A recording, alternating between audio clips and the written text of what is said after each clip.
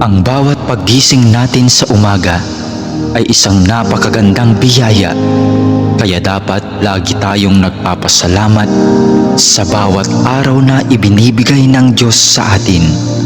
Kaya naman, manalangin tayo sa ngalan ng Ama na siyang lumikha ng langit at lupa.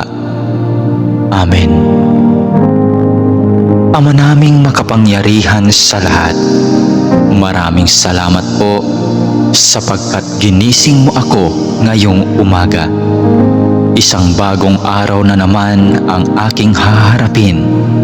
At dahil dito, lubos-lubos ang aking pasasalamat.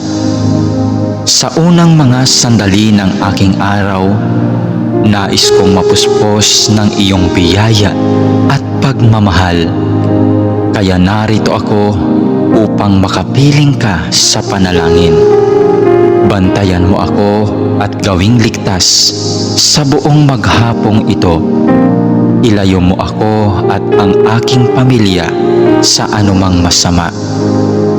Maituon ko nawa ang aking pag-iisip, pananalita at asal tungo sa iyo.